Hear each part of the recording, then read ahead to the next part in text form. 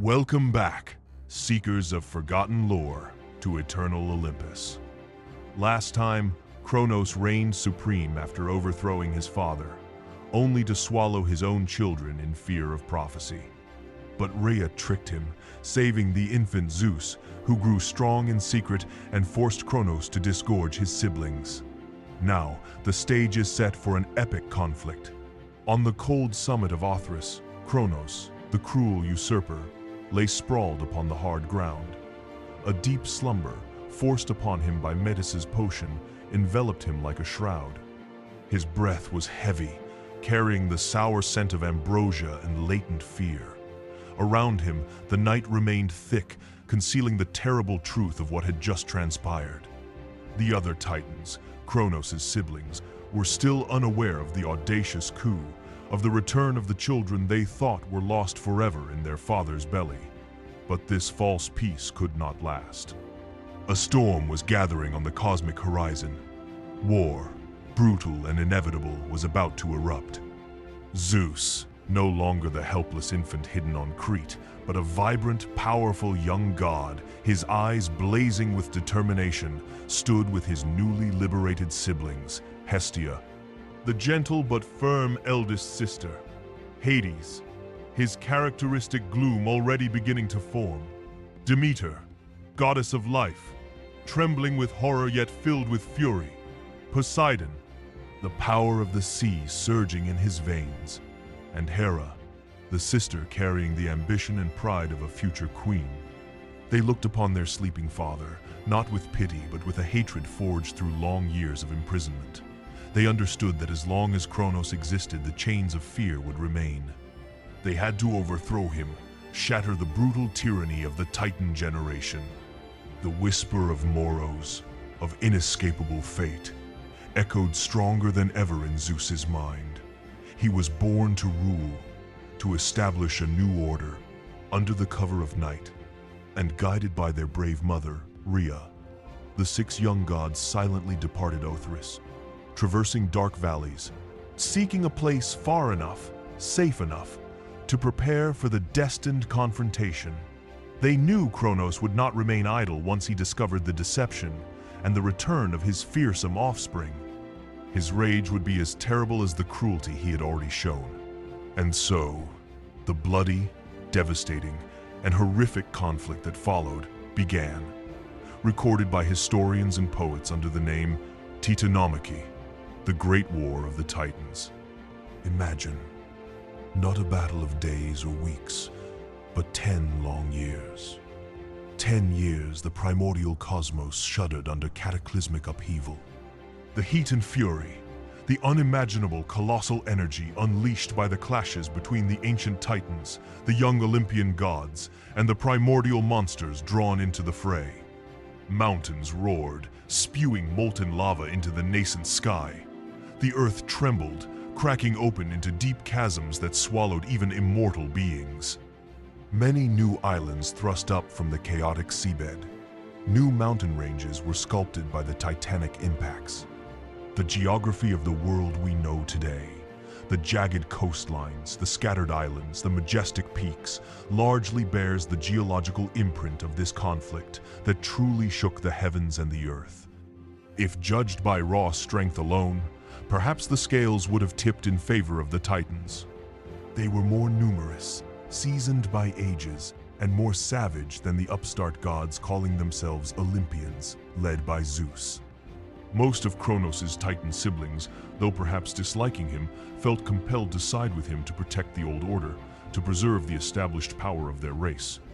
There were only two notable exceptions: Prometheus and Epimetheus, sons of the Titan Iapetus and the sea nymph Clymene. Prometheus, with his foresight as his name, forethinker implies, recognized that the future belonged to the new generation and persuaded his brother Epimetheus, afterthinker, to join Zeus's cause.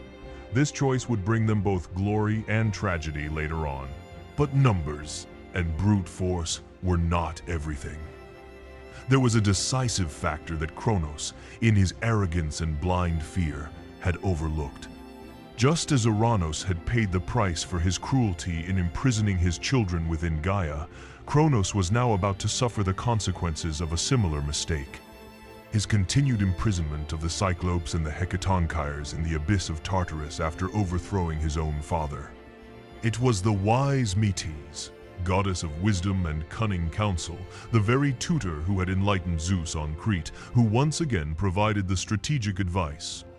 She told Zeus that the true power needed to defeat the Titans lay not in numbers, but in the unique allies languishing forgotten in the dark. She advised him to personally descend into Tartarus, to face the terror his own father, Cronus, had feared, and to liberate his monstrous half-siblings. Zeus, though young, had quickly learned the value of wise counsel. He bravely undertook the journey into the underworld.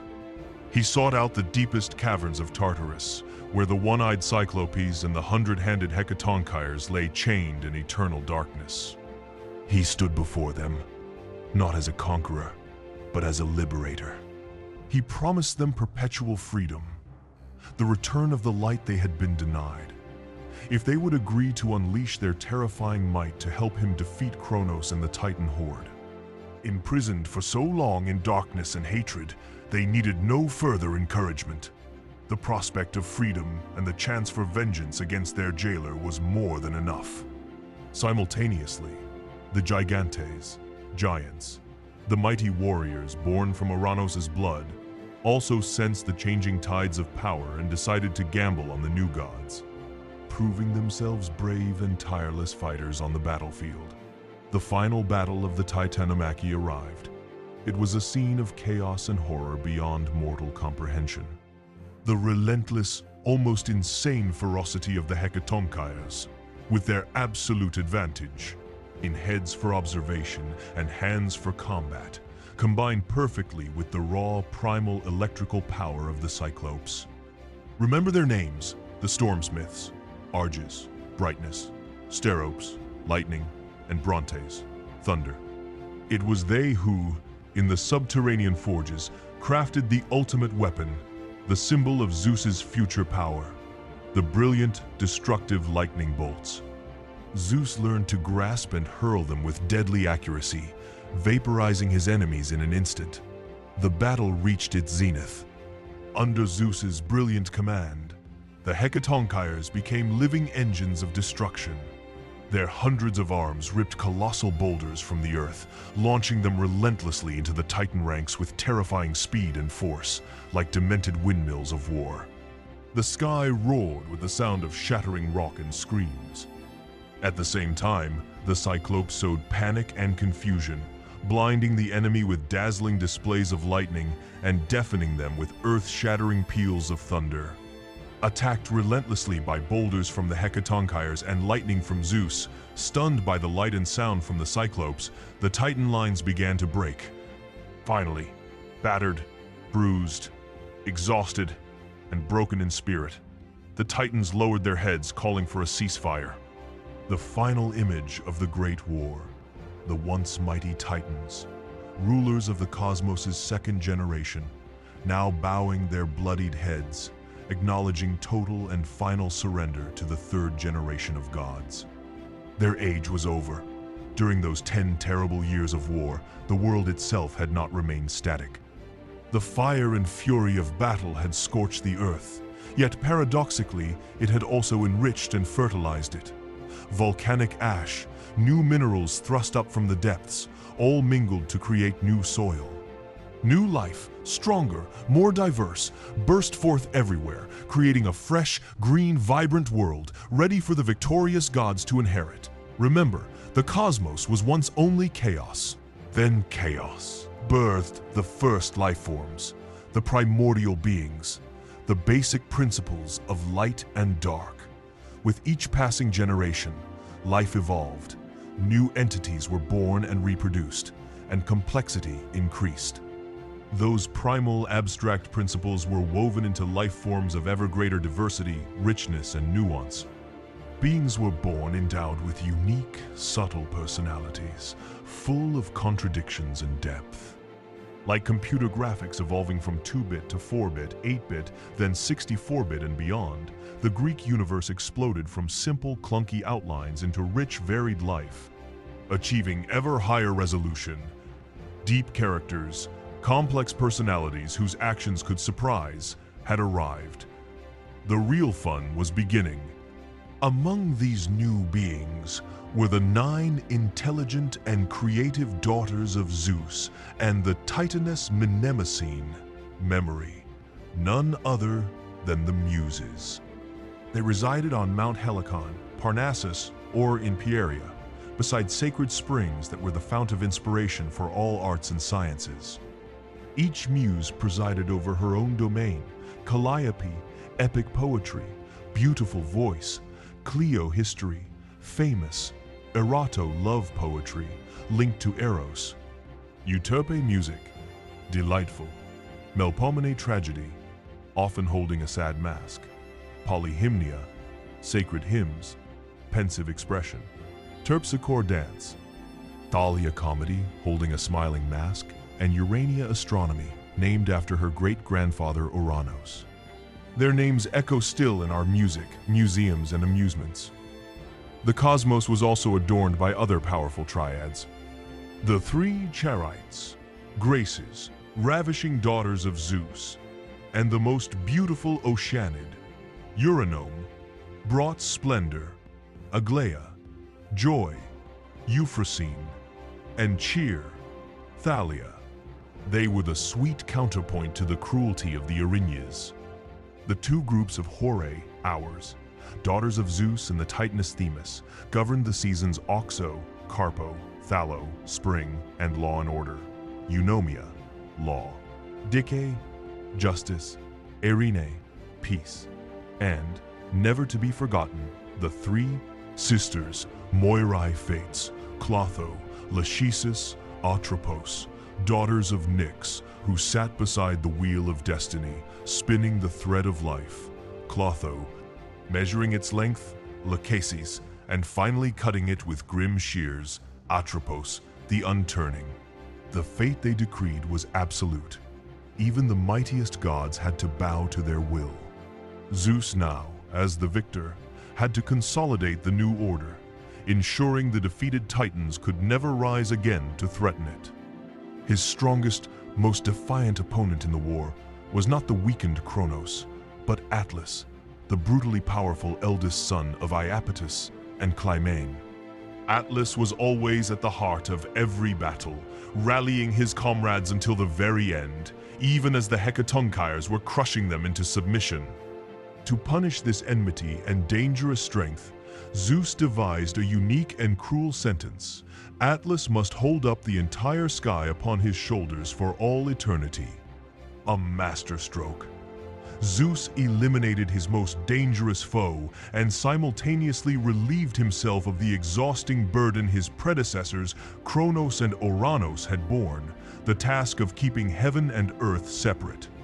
Atlas strained under the crushing weight at the junction of Europe and Africa, his mighty body contorted in supreme agony, eventually petrifying into the Atlas Mountains we see today, forever shouldering the sky.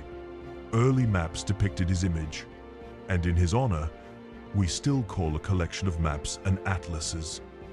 The vast ocean beside him was named the Atlantic after him.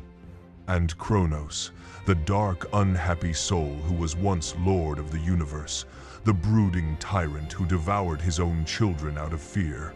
His punishment was exactly as his castrated father, Uranos, had foretold. He was condemned to wander the world ceaselessly, measuring out eternity in inexorable, perpetual, lonely exile. Every day, every hour, every minute was a burden marking his immortal but meaningless existence. Zeus had cursed Cronus to count infinity itself. We still see him, today, metaphorically, as the gaunt, sinister figure with his sickle, now given the cheap and humiliating nickname Old Father Time. His sallow-drawn features tell us of the inevitable and merciless ticking of the cosmos's clock, driving all mortal flesh to its end. His scythe swings and cuts like a remorseless pendulum. All mortal flesh is as grass beneath its cruel sweep. His name lives on in words like chronic, chronometer, chronicle. The Romans called this Saturnine, sallow husk of a defeated titan Saturn. He hangs in the sky between his father Uranus and his son Jupiter. Not all titans were banished or punished. To many, Zeus showed magnanimity and mercy, while on those few who had sided with him in the war, he showered favors. Atlas's brother, Prometheus, was chief among those who had had the prescience to fight for the gods against their own kind. Zeus rewarded Prometheus with his companionship, taking ever more delight in the young Titan's presence, until one fateful day which was to have massive consequences for humankind, consequences we feel even now. The story of that friendship and its tragic end will be told soon. During the war, the Cyclopes had, in respectful homage, given Zeus the weapon with which he is always associated, the thunderbolt. Their brothers, the Hecatonchires, whose tremendous strength had secured victory, were rewarded by being sent back to Tartarus, not as prisoners this time, but as the fearsome guardians of the gates to those imponderable depths. The Cyclops' reward was to be appointed by Zeus, his personal artificers, armorers, and smiths. The shattered world, still smoking from the savagery of war, needed healing. Zeus saw that his own generation, the third order of divine beings, must manage better than the first two had done. It was time for a new order, an order purged of the wasteful bloodlust and elemental brutality that had marked earlier times. To the victors, the spoils. Like a chief executive who has just completed a hostile takeover, Zeus wanted the old management out and his people in. He allotted each of his siblings their own domain, their areas of divine responsibility. The cabinet of the President of the Immortals was chosen. Zeus himself assumed overall command as supreme leader and emperor, lord of the firmament, master of weather and storms, king of the gods, sky father, cloud gatherer. Thunder and lightning were his to command. The eagle and the oak were his emblems, symbols then as now of fierce grace and unopposable might. His word was law, his power formidably great. But he was not perfect. He was very, very far from being perfect. The first sibling assigned her role in the new cabinet was Hestia, the eldest sister, first to be devoured and the last yielded up again. Of all the gods, she is probably the least well known to us. Perhaps because the realm Zeus wisely apportioned to her was the hearth. In our less communal age, we might not lend the hearth the same importance. But even for us, the word stands for more than just a fireplace. We speak of hearth and home. Our word hearth shares ancestry with heart, just as the modern Greek for hearth, cardia, also means heart. The wider Greek concept was oikos, living on in economics and ecology. The Latin for hearth is focus, which speaks for itself. It reveals the great significance of the hearth, and consequently the importance of Hestia, its presiding deity. Refusing offers of marriage from other gods, Hestia devoted herself to perpetual maidenhood. Placid, contented, kind, hospitable, and domestic, she tended to stay away from the everyday power struggles and political machinations of the other gods. A modest divinity, Hestia is usually depicted in a plain gown, offering up flame in a bowl, or sitting simply.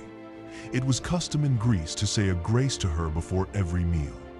The Romans, whose name for her was Vesta, considered her so important they had a school of priestesses devoted to her, the celebrated Vestal Virgins, whose responsibility was to ensure the sacred flame representing her was never extinguished. They were the original guardians of the sacred flame. You can imagine then that there are not many great stories about this gentle and endearing goddess. Next, Zeus turned to his dark and troublesome brothers, Hades and Poseidon. They had acquitted themselves with equal skill, bravery, and cunning in the war against the Titans, and Zeus thought it only fair that they should draw lots for the two most important unassigned provinces, the sea and the underworld. You will recall Cronus had wrested control of the sea from the primordial deities. Now, Cronus was gone, and the saltwater realm was in Zeus's gift. As for the underworld, encompassing Tartarus, the mysterious meadows of Asphodel, and the subterranean darkness, it was time for those also to be subject to a sole presiding deity from Zeus's generation. Hades and Poseidon had no love for each other. When Zeus put his hands behind his back and brought them out before him in closed fists, they hesitated. In cases of fraternal dislike, each brother often wants what the other wants. Does Hades hope for the sea or the underworld? Poseidon wondered. If he wants the underworld, then I want that too, just to infuriate him. Hades thought along the same lines. Whichever I choose, he said to himself, I will shout in triumph, just to annoy that prick Poseidon. In each of Zeus's outstretched fists lay concealed a precious stone, a sapphire as blue as the sea in one, and a piece of jet as black as Erebus in the other. Poseidon did a jig of delight when he touched the back of Zeus's right hand and saw it open to reveal the winking blue sapphire. "The oceans are mine!" he roared. "That means yes!" cried Hades with a mighty fist pump. "That means I have the underworld! Ha-ha!" But secretly, inside, he was sickened. Gods can be such children. The war is won, the Titans vanquished. Zeus reigns supreme, and his siblings have claimed their domains. But how will these new gods rule? What personalities lie beneath their divine power? Join us next time on Eternal Olympus as we delve deeper into the lives and realms of Hades, Poseidon, Demeter, and the formidable Queen of Heaven, Hera. Don't forget to like, subscribe, and journey with us again into the mists of myth.